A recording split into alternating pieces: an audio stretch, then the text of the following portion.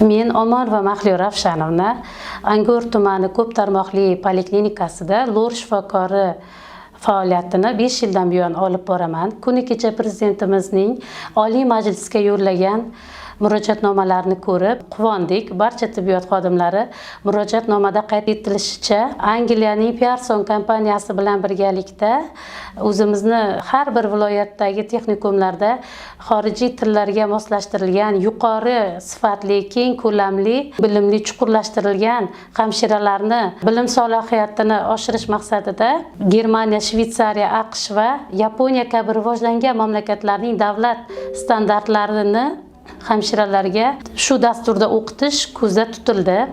Shu bilan birgalikda bu aholi o'rtasida erta kasalliklarni aniqlash va kasalliklarga barvaqt davo choralarini olib borish maqsadi ko'zda tutildi. Qolaversa, biz tibbiyot xodimlari uchun bu eng muhim hayotimizda rol o'ynaydi, chunki xorijiy tillarni bilgan hamshiralar xohlagan davlatlariga borib ishlash, ish faoliyatlarini olib borish, bilim salohiyatini kengaytirish imkoniyatiga ega bo'ladi.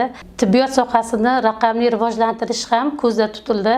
Raqamli rivojlantirishning samaradorligi, tezkorligi bu aholi uchun eng qulay bo'ladi. Uyda o'tirgan holatda ham vrach qabuliga murojaat qilib, o'sha aniq va belgilangan vaqtlarda kelishi ko'zda tutilgan bo'ladi.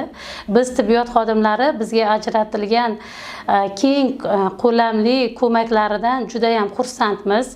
Ishonamanki, Prezidentimiz tomonidan belgilangan ushbu ustuvor yo'nalishlarni sog'liqni saqlash tizimini rivojlantirish uchun, yangi O'zbekiston kelajagini rivojlantirish uchun sog'lom avlod taraqqiyotining eng muhim omili bo'lib hisoblanadi. Biz shifokorlar bor bilim salohiyatimizni qo'ldan kelgancha aholi salomatligi uchun ayamasdan yordam beramiz va Prezidentimizga juda ham katta minnatdorchiligimizni bildiramiz.